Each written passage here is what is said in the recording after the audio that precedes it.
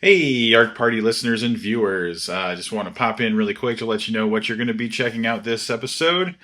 Recently, I was asked by Sean O'Connor over at Macabre Daily to do an interview about myself and my contribution to podcasting in the horror community. So that's what you're going to get today. It's about 45 minutes. Sean runs through kind of some of my origins and some of the things that I do to try and create um, dynamic and interesting interviews and some books and stuff that I'm excited about. It's a good conversation, and I'm really happy that I get to share it with you. Please check out Macabre Daily, especially that Paper Cuts series that Sean O'Connor's doing. He's got a ton of interesting guests over there, and I hope you enjoy this conversation.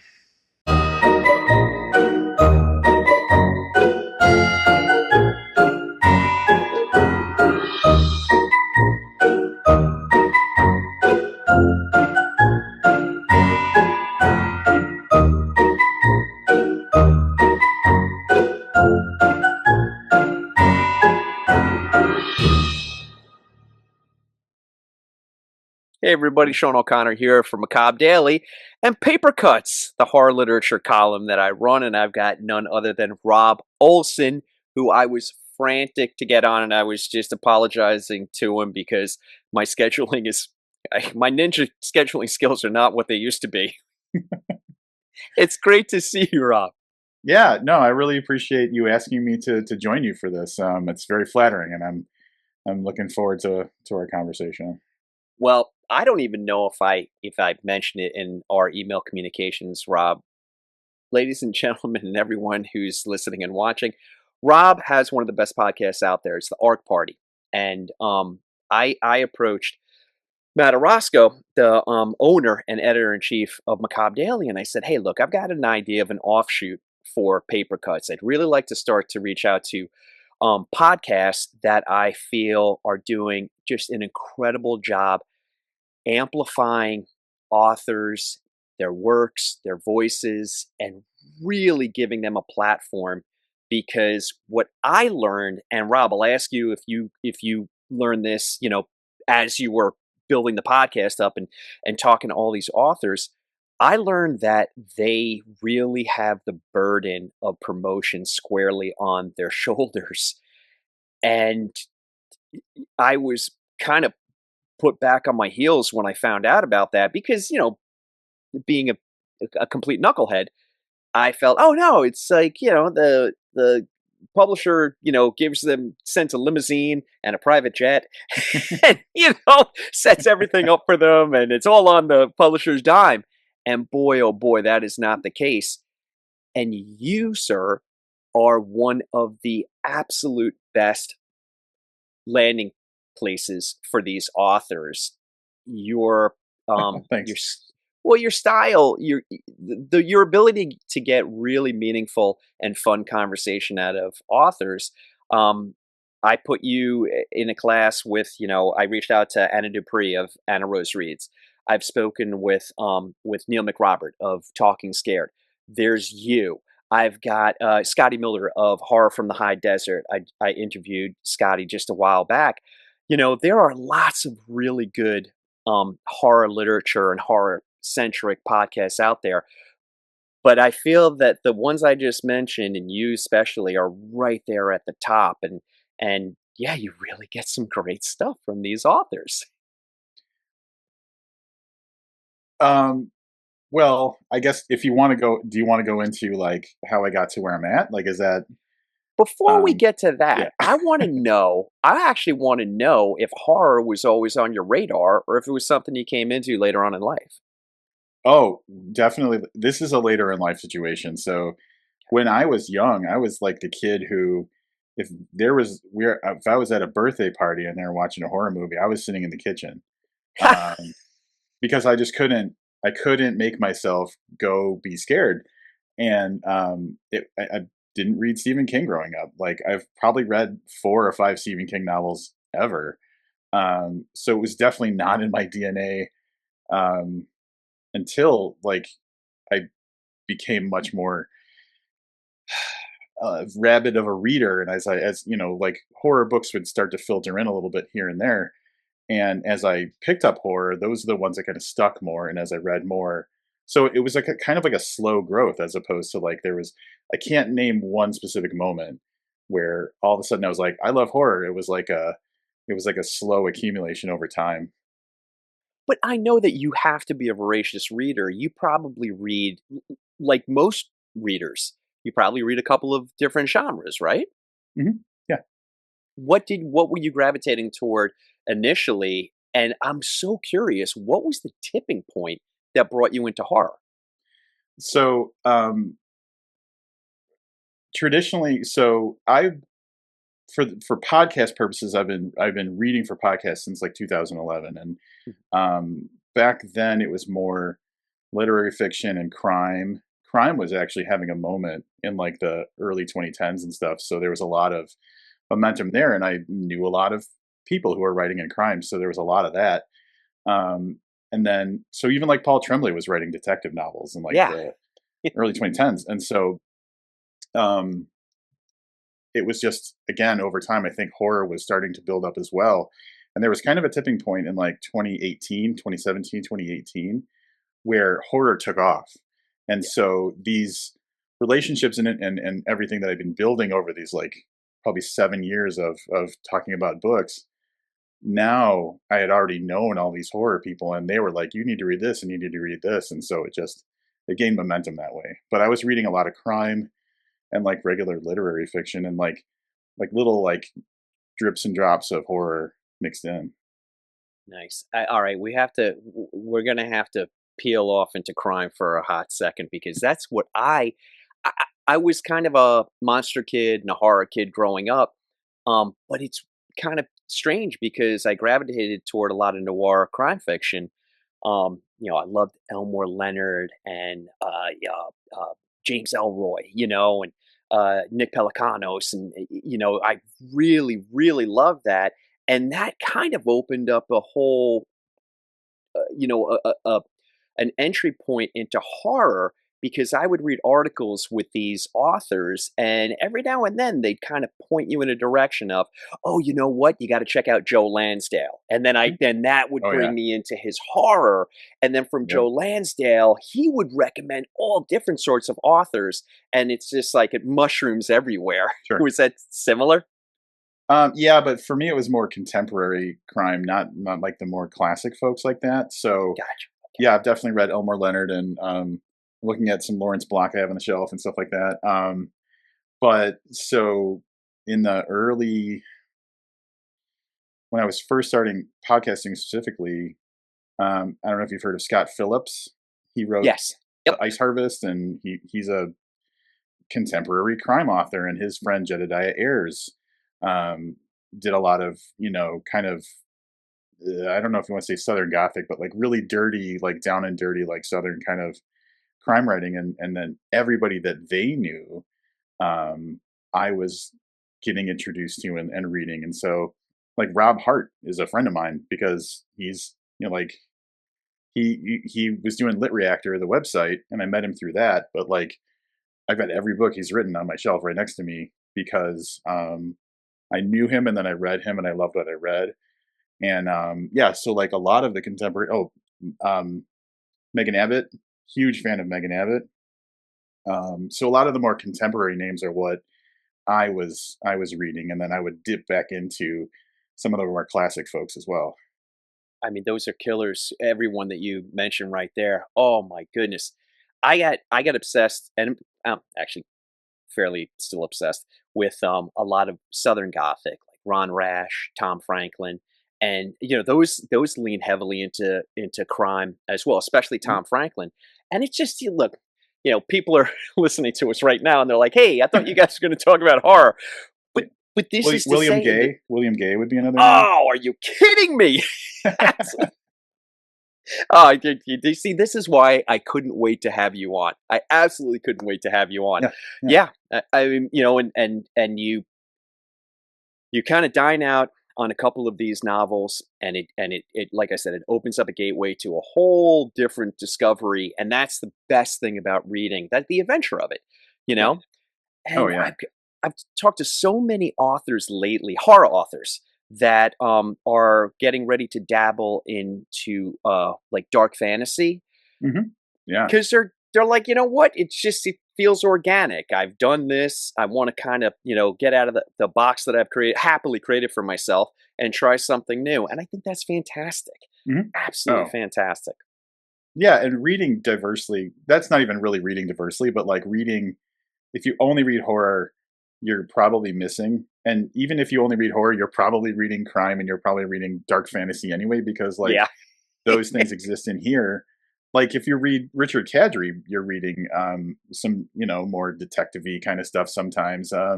Yeah. So like, and like you mentioned, Joe Lansdale, that guy writes anything. So Anything. Yeah. And it everything. all blends together in a way over time. Like, what was the example?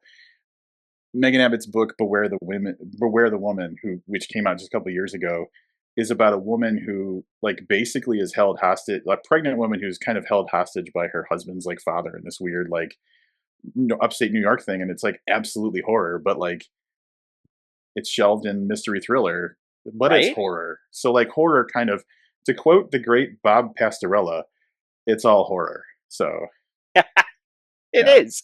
It really is. Okay, so that brings us to how in the wide world of sports did this podcast come about? Like what was the epiphany? So I have to give you a little bit of a history lesson. Because I've been doing the Arc Party as a podcast since the beginning of 2023, so it's newer. I think I've got about 80 episodes. Prior to that, I did a podcast for 10 years called Booked, and that was primarily book reviews, but then like author interviews as well. Okay. So I've basically been podcasting about books since before anybody knew what podcasts were. So it's been Nice.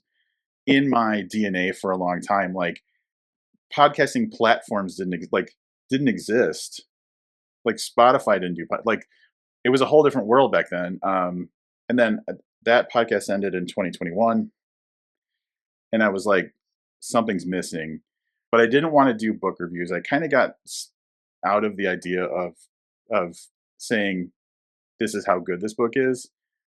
But I always loved talking to the authors, and so my idea was I just want to do what I can to promote books before they come out. So the whole idea of this podcast is pre-publication promotion of authors' books. You give me the book, I read it, we talk about it, and then I encourage people to pre-order, have their libraries order it, stuff like that. And because really that was, if you distill down the 10 years of podcasting I had done before, my favorite parts were when I could tell people how great of an experience they were about to have with a book. Yeah. And so that's why the whole focus for me is I read this, I want people to hear about it. And that is what it's all about. And please forgive me because I am stealing shamelessly from you with the paper cuts column from Macabre Daily. It's I just want to have as small as the megaphone is, I just want to have a megaphone to amplify incredible works by people who really just put their heart and soul into what they do. Yeah. And um Rob, I'll ask you, it's I've only interviewed probably about 30 to 40 authors at this point in time. I know that you have interviewed scores. But I'm finding out again, I'm so naive, you know, live in this fantasy world that I create for these authors in my head, that most of them have a regular career. Yeah. They do this as a passion, and they really kind of burn the candle at both ends to do this.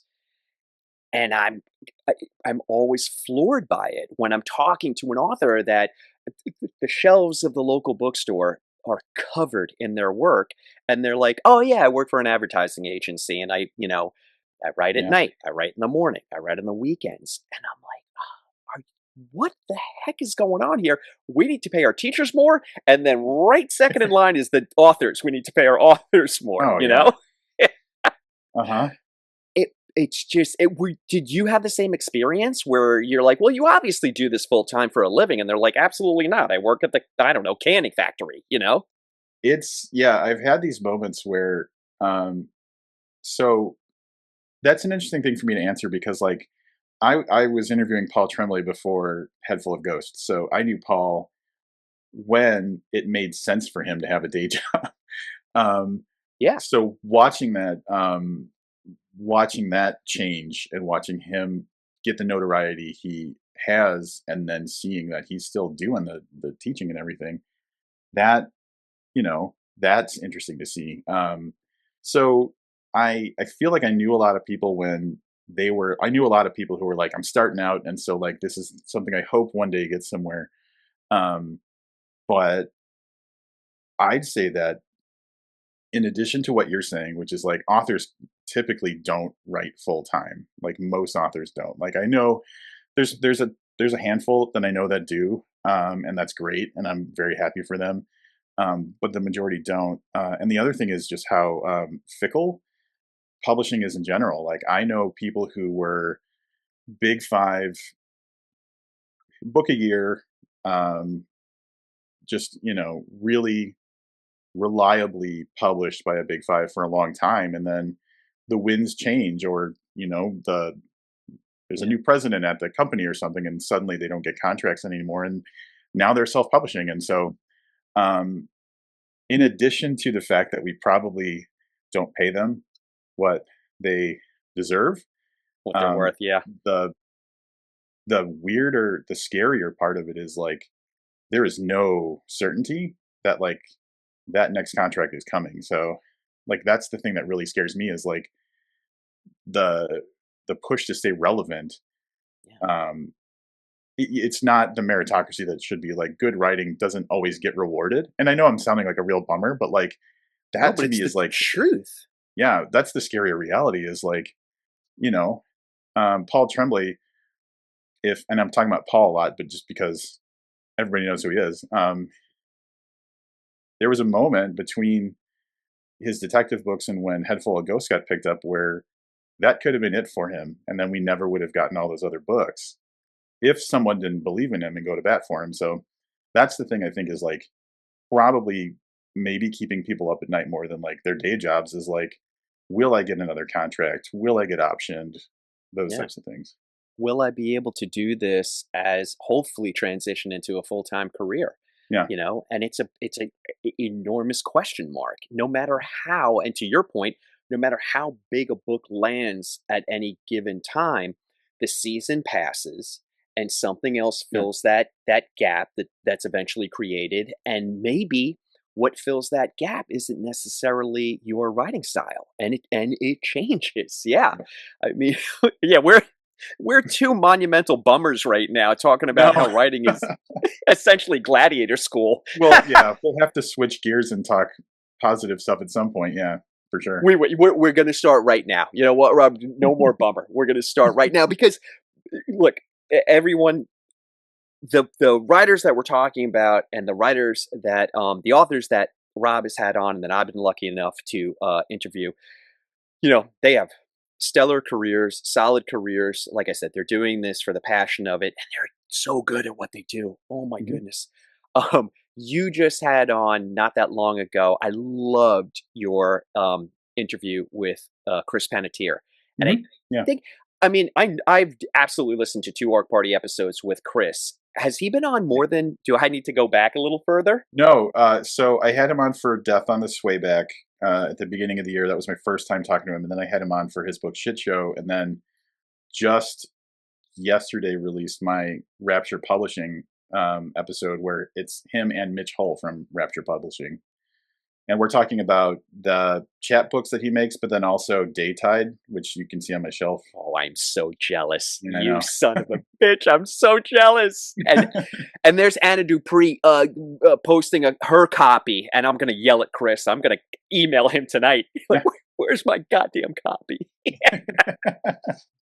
But yeah, you come across someone like Chris, and look, I know that you have interviewed so many stellar superstars. I mean, Clay and Sadie Hartman, Chris.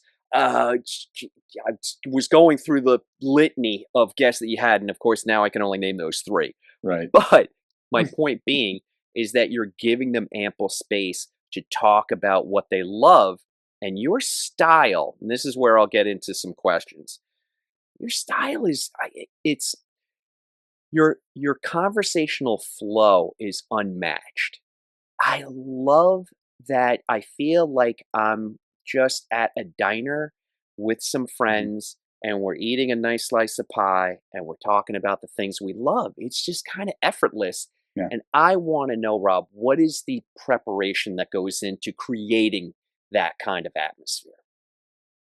So, I mean, I credit the fact that I've been reading books for um, review for so long, and then also for to prepare for discussion. So I read books differently than I did before I was podcasting. I read books to try and understand as deeply as possible what's going on. And so, like, honestly, that's the biggest part. Is like, if I'm going to talk to you about your book, I'm not just going to read it. I'm reading every word. I'm thinking about what did they mean.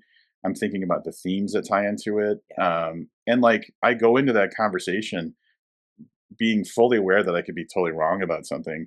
But it's so gratifying when I say, a great example, I talked to Cassandra Cobb about their book, The Salt Grows Heavy. And I said, there's a big love situation in this story, but it doesn't feel like romantic love. It just feels like these people love each other, like they're really there for each other. And their response was like, that's exactly right. And when I get those things right, where it's like the subtleties of the relationship, Yeah. Yeah. that's rewarding because like it means that I really, really, as long as you really get the thing you're talking about, like you really understand it, um, I think that's what makes my conversations go so well is that I'm trying to step back and say, what were they trying to do? Um, and then I also try and think, what did this make me feel? Like, where did this take me? And use those as like the conversation pieces. I was talking to Josh Mallerman once about his book Mallory, and so the sequel to Bird Box, and he had said, I he said something about how he was thinking about a part of the book where he was going to have Mallory see the things and go crazy. And he's like, yeah, and I decided I wasn't going to make her go crazy. And I was like, Josh, what are you talking about? Like, you spent 2 books Yeah. making her so obsessed with not seeing the things. I'm like, they made her crazy, just not in the way that they made everybody else crazy. Like, you did it. Like, that was the Yeah. whole thing. And he's like, oh, yeah, I guess I didn't think about that. So Yeah. Yeah. I think Tunnel that vision. just having a connection with like the material you're talking about and caring about it and looking at what does it do for me or what does it bring up in me, that's when I've had the most successful conversations. But the only problem is sometimes I think I'm like too serious, and I need to like lighten up sometimes because I get really deep into things. So I don't know, like, but I've never heard someone say you need to be more jokey. So maybe I'm going No, to. and you're not gonna hear that from me. Don't change a thing. It's perfect what you're doing. Definitely don't change a thing. I love that you're pointing out when you hit those moments and it's like validation. You're like, okay, yeah, I got it. I nailed it. Oh I'll yeah. tell I'll tell you a quick one. I'm talking to Grady Hendrix about witchcraft for wayward girls, and we're getting into a great conversation. And I'm like, so Grady, I really felt like, no, this is what you were trying to say, and you can immediately tell Grady's the nicest person in the world, and He's he great. didn't want to say that's not even remotely close. He's like, I I see how you could see it like that, and I was like, "Oh no!" Immediately you're like, "That wasn't it at all." But hey, look, that's Well, a fun of a conversation. you can take those moments as an opportunity as well. So I kind of had that when I was talking to Philip Fracassi about Boys in the Valley. And I introduced one of the main kind of mechanics of the story as being demonic possession. And his response was, I really don't see it as demonic possession. And so automatically I'm like, well, I got that wrong. But um, my pivot was to say, like, in my mind, I was thinking demonic possession because that's the thing that people will understand. But in my mind, I was like, okay, well, if it's not demonic possession, I said, is it because it's a situation that has to do with control? Like when you're possessed by something, you lose control, but these kids still had a choice. And so I Yeah, pivoted and I took that moment of like, well, I said the wrong thing and I turned it into that's the point of this discussion. And so that you can find those like little pivots too, where it's helpful to be like, okay, I get it, and let's move along with this. Is this why? So yeah, All right, I get it. You're pointing out that you're better thinking on your feet. I get it, Rob. Okay. I've been doing this I 14 years. I better be. yeah. Okay, that's fair. That is definitely fair. All right, look. This is a loaded question, and I'll preface it by saying I know you love all your children. I know you do. But I have to ask, is there any one episode that you've done since 2023 that's just like, oh boy, this is one of my favorites? I mean, yeah, that is the loaded question. It's I think loaded. that It is. the one that's easiest to go to for me is not. It's the time I was at Josh Mallerman's house. You Um, were there for days, my friend. yeah, I spent a weekend there. We recorded like 5 hours of stuff, and so that is probably the literal closest I've been to that thing you were talking about, where it's like we're all sitting around having a conversation. Yeah. Um, but me and Josh, I've known Josh since 2014, right after Bird Box came out. So we've had this thing over the years where we've kind of like grown together. And so our rapport is really hard to have in a way that like if you met someone for the first time. So I would say that easily that's um, kind of I think the best example of the way that I podcast would be that one. Yeah. I highly recommend everybody, please, you have to listen to these episodes on the ARC Party with Josh Mallerman. Because you're right, Rob, it's, because you have that relationship and that friendship, and you're in a different environment. Yep. I mean, and you know how, I mean, look, I'll stop beating a dead horse. You know how much I love the podcast, but those episodes were something special because of that. You Yeah. know, it, it kind of took, it's funny, it took you out of your comfort zone and put you into a different comfort zone. And I Yeah. got a different Rob experience, which I absolutely loved. Yeah. Yeah. Yeah. It was. I think it was a turning point for me of being more vulnerable about stuff and being more putting more of me in it as opposed to just trying to pull them out. Yeah, a little bit less guarded, I would say. Yeah. Okay, yeah, okay. That's so funny that you say that because I don't. That's the furthest thing on my mind when I listen to the art party is that you're guarded, but you bring up. That's interesting though because you're thoughtful. I wouldn't say guarded. You're very Okay. thoughtful with your questions and your queries. Which I again, I try and steal from, and I appreciate. This is what this is my next question. Okay, so the Josh Mallerman episodes, that's sufficient enough, and I know that was a very loaded question and probably unfair to ask, but I ask Mhm. everyone, so it was your turn in the barrel. No, I'll take it. And I did my best to not give you multiple answers because I know that everybody's like, well, it's these three, and I wanted to like honor the question by giving you a single answer. Yeah. Yeah, hey, look, you go wherever the hell you want. All right, this is your time. Yeah. Is there anyone that you haven't gotten on the ARC party? And I know there's got to be a laundry list, but who would be one of your stellar guests that you haven't had on? Like a bucket list guest. Yeah, could That's be tricky anyone. because um that's tricky because in my time when I was wrapping up my previous podcast, I was like, what's my bucket list because this is coming to an end. And Hmm. I kind of filled it. I kind of got almost everybody that I really wanted to. And I've had opportunities to interview authors where I'm like, I don't know if I would be showing up in a way that would be enough for them. So, like Chuck Palahniuk, I've had the opportunity to interview multiple times, and I've kind of shied away from it because I've read Chuck, but like I'm not the kind of fan where I would show up and give Chuck a good experience. So I'm like, other people can interview Chuck and have a great time. Um, so like it's kind of difficult, but um,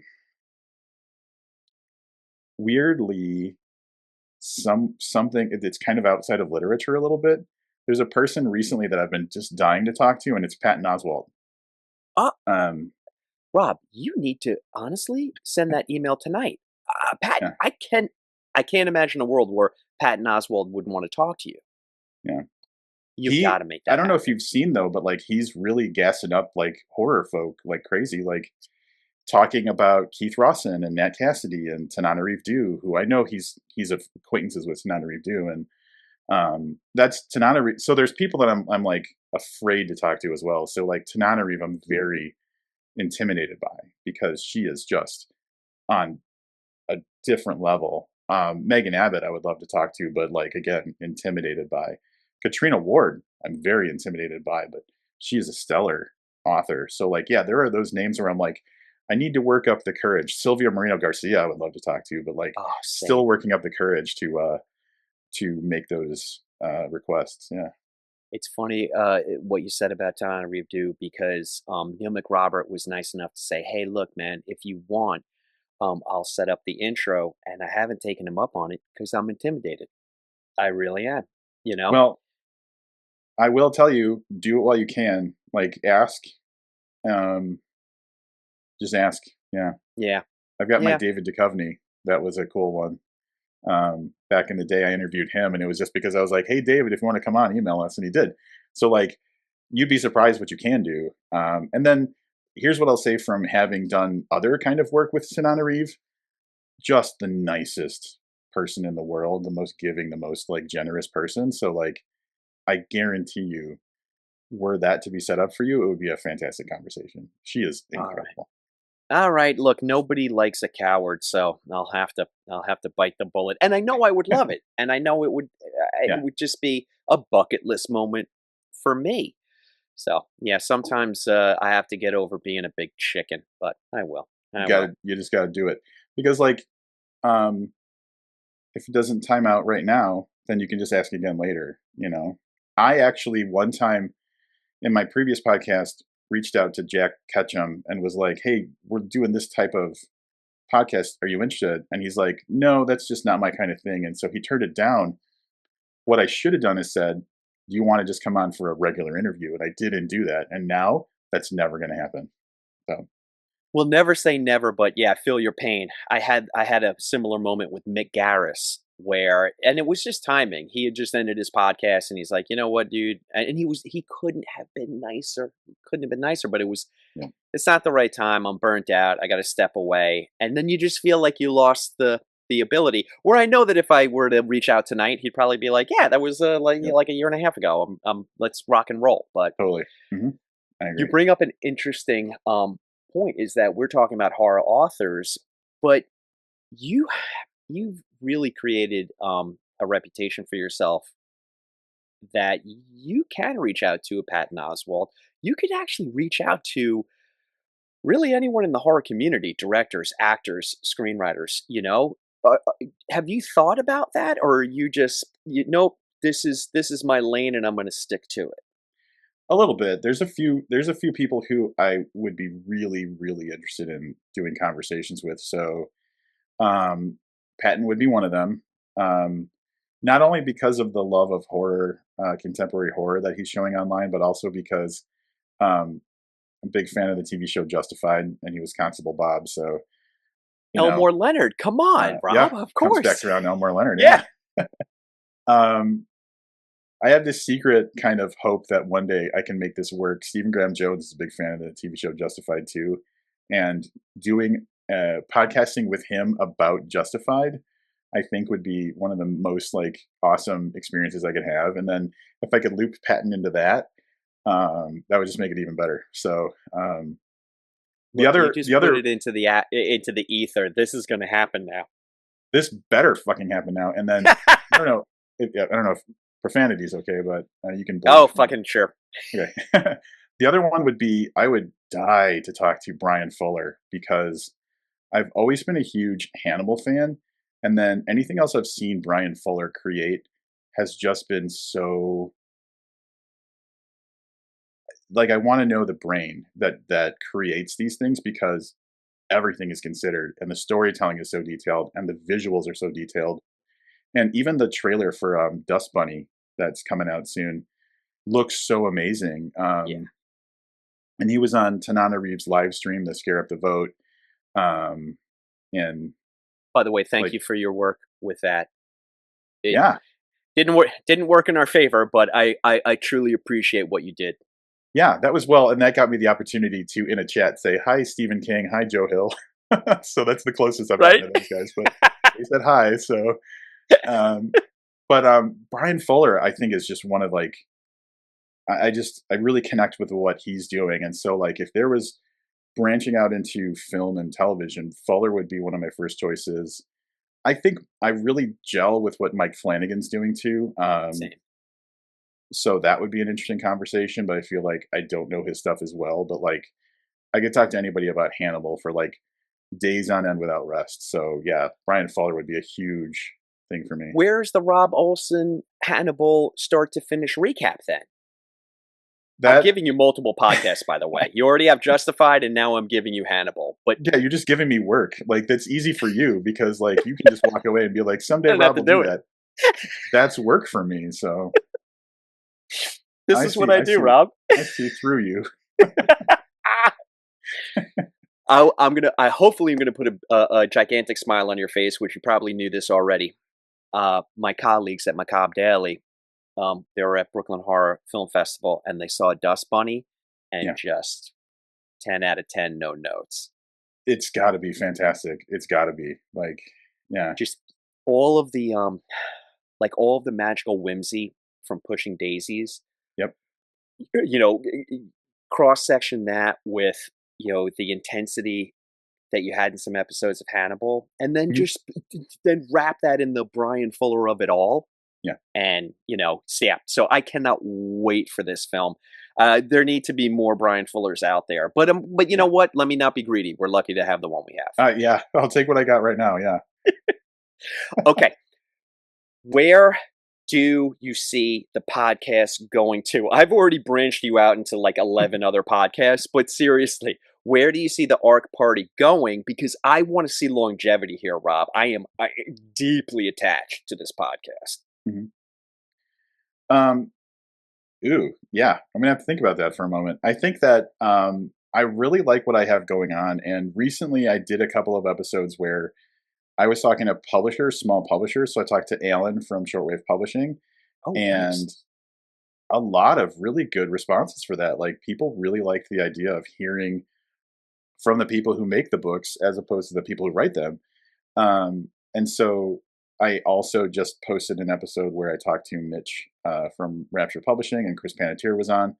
That was really cool too. And so I was just talking to my girlfriend last night about what else I could do in that arena. And I had always been fascinated with talking to movie agents or movie manager people, movie rights people, or publicists of bigger publishers and stuff to just kind of examine the different areas, like the different parts of the apparatus of publishing. So outside of talking to authors, which is always going to be the main focus, I am starting to think about um, what are the other pieces on this puzzle and how can we explore those as as part of the overall kind of conversation. So those things are something that I'm interested in. Obviously, doing my twice a year horror preview episodes with Becky Spratford and Emily Hughes, because those are just great. Like we've recommended 145 books in just 2 years, and so people can always look at those and get good recommendations. Talking to people like Brian or other people in film and TV, I think would be cool, is for sure. And then I'm thinking about also revisiting older stuff a little Okay. bit. So I don't know if anybody is aware. I'm a big fan of the Raw Shark Texts by Stephen Hall, which is like these 11 books that are on the shelf behind me. You have brought it up, to my knowledge, at least a half dozen times Yeah, in previous Arc Party episodes, and I love it when every time I hear it. I yeah, love that you're shouting it out. yeah. So that uh, I've already interviewed Stephen Hall for his other book, Maxwell's Demon. But I was recently thinking about talking to him again because since the last time I talked to him, I've gone through cancer and I'm in remission for like 3.5 years. but that is a book about grief, and By reading the it way, through, thank well, goodness. thank you. But reading it through the lens of someone who has gone through a major trauma and seeing what the difference is for me, how I take that story differently, and talking to him about that, I think would be something that I want to do. So, like going back and looking at earlier kind of foundational books, talking to Mark Danielewski about something from the past as well would be cool. But like diving into some of those really kind of early influential texts, I think would be cool too. Fantastic. Look, I know I've given you so much work already, but everything that you're saying is exactly what I want to hear. I hope you take this as as the compliment it's meant to be. I see you transitioning into that film world effortlessly and having those conversations with directors, with actors, with writers. I I just want to see you, not that you have to. I'm loving the art party, Right. but you've got the skill set which I think could transition so easily into incredible conversations in that arena. And I'm greedy. Rob, I'm greedy. I want to hear you talking to these people. All right. You're I, good at I what you do. I understand. I have that same greed for other people's work. Yeah. Yeah, for sure. I'll bug you. Now that I have your contact information, I'll just bug you Yeah. about it from time to time if I don't see you doing it. I'm going to be like, what the fuck, Rob? Come on. Um, I have sent out feelers about talking to Patton, so I'm not Okay. just talk. I am trying to make things work, make things All happen. right. Yeah. All right. I mean, look, I also see, yeah, I don't know where you, look, you probably already know and you probably have already done it, but you should also reach out to Brian Fuller, you know? I'm working on that too a little bit. Okay. All right, then I'll shut my dumb mouth. I don't want to give away. I don't want to give away your surprises in the future. Look, man, One day. this has Yeah. been this has been fantastic for me because I'm not joking. You're a blueprint on what I try and emulate and follow. I don't do it nearly as well as you, Oh, come but on. I'm good at stealing, and I steal shamelessly from you. keep Y- keep doing what you're doing, man. It's just, it really is. It's a service that not a lot of people. I was going to say not a lot of people appreciate. I think they do. Should say it's a service that I don't think a lot of people recognize. They That don't you talk about give, it. Yeah. yeah, that you give this Right. avenue, because one of the most magical things, and I have, look, I'm going to get corny as hell here, but one of the most magical things and special things, and you know this full well, is it when you open someone up to a piece of literature that they haven't experienced. I'm a movie person. I love movies. Mhm. Ever since I was a kid, it's my passion. But there's nothing that can duplicate that, overused word tonight, but that magic of losing yourself in a work of fiction, nonfiction, whatever the case may be, poetry, essays, whatever, the written word. And it just stimulates the brain and Mhm. it just expands the heart in a way that I've never been able to duplicate with another medium. So you, sir, are making that easier for people to do. And for that, I'm eternally grateful. So thank you. Well, thank you for that. And on that point, I would just say that um, if you ask a million authors, they're going to tell you that the best way to get the word out about them is word of mouth. And so, like, we're just word of mouthing to hopefully more than one person at a time. But also, Yeah. that, like, I can't think of a book that isn't one of my favorite books that wasn't recommended by someone else. Like, it's very rare that like our best books in our lives are, or movies or whatever, you just found on your own. Like a lot of the time someone said you have to experience this because of how amazing it is. And I think that's really important. And so I know that you've joked a couple of times about stealing from me, stealing from me. We are kind of like soldiers, you know? And the more there are of us, the bigger the voice, the bigger the sound, and I'm mixing metaphors, whatever. But like if I do something that inspires you to talk about things because you're like, oh, I like what that's doing, I like the effect of that, and now I want to do that, or like you were already doing that, but you steal ideas or whatever, like we're colleagues, we're working together. We have the common goal of, I love this person's work. Everybody needs to hear about this work.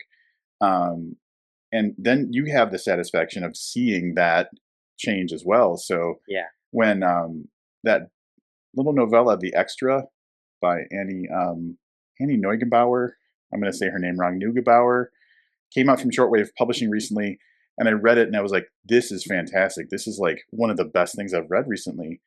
I did an interview with her, and I was very excited to talk to her about it. And then to see Shortwave talking about how successful that book is, then you're like, this thing I care about is getting the recognition it deserves. So like, yeah, like being a part of that movement to promote things, um, it like pays off. It feels good. Yeah. I agree. It feels like a grassroots movement at the moment because I feel like the voices amplifying the authors are fairly new. We've been doing it for a couple of years, but these authors have been doing it for a couple of decades, most of the time. So I feel like we're coming into it and we're like the mouse that roared. Some mice are bigger than others, which is fantastic. But I do feel like it's a grassroots movement. So I appreciate you saying that. And that is the reason why I want to have Rob Olson on, and I want to write an article, and I want more people to listen to you, and I want this thing to grow. Yeah. We're going to spread like mushrooms, you know? And all those tiny little mushrooms are going to say, read this, Yeah. and it's going to be fantastic. Yeah. And then more people will read it. And then that's how that creates the potential. That's like why, like the people believing in things on a small scale grow the scale. And then when the scale is bigger, more people notice it, and that grows the scale. And it just builds and builds. Like in 2018, Stephen Graham Jones he was known in the community, but he wasn't on Barack Obama's summer reading list. Right? And a very quick 7 years later, everybody knows who that dude is. And it's because the people who loved him just kept talking about him and believing in him and giving him opportunities. And that's what it needs to be. Stephen Graham Jones and Jonathan Jans are, I say this all the time, the cup runneth over. You can't be that talented and that handsome. So screw those two guys. Tall. And tall. tall. I'm 6'2", and I'm so angry because Josh Malerman's taller than me, Paul Tremblay's taller than me, Stephen Graham Jones is taller than me, Jonathan Jans is taller than me.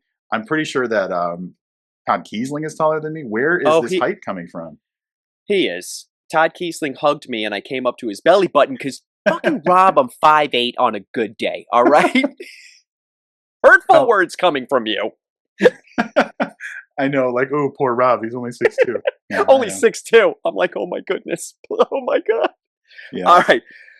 Thank you so much for coming on. Don't you dare, I'm going to end the episode, but don't you dare go anywhere because I want to talk to you about one thing.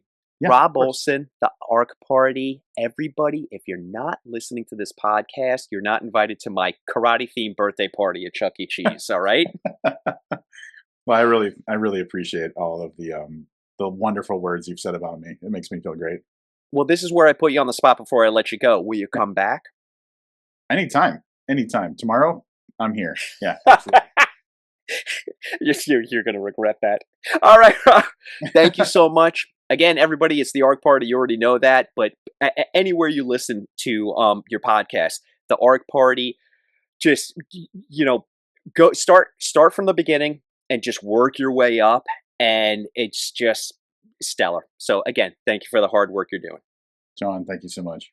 You got it. I'll talk to you soon.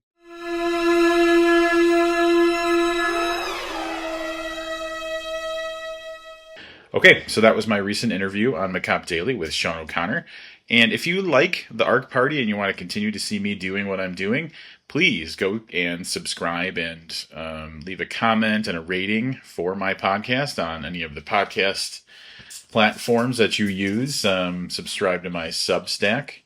If you want to see a little money kickback over to me, head over to my bookshop.org affiliate page and make some purchases. It's the holiday season. Buy your gifts through bookshop.org. Not only are you supporting the authors that you want to support, you're supporting independent bookstores. And on my affiliate page, a little bit of that money comes back to the podcast as well. Thank you all so much for being such a wonderful support over the years, and I'm very excited that soon I'll be bringing you the first part of my 2026 horror preview with Becky Spratford and Emily Hughes. And keep an eye out because pretty soon I'm going to have a conversation with Mitch Hull from Rapture Publishing. I'm going to see if I can convince Chris Panettiere to come back as well to talk about their gigantic December release that they're doing, which is a crossover of stories between Tyler Jones and Philip Fracassi in a way that I believe the stories interconnect or are in the same universe or something like that. So I'm excited to learn more about that from Mitch, and I'm excited to share that with you.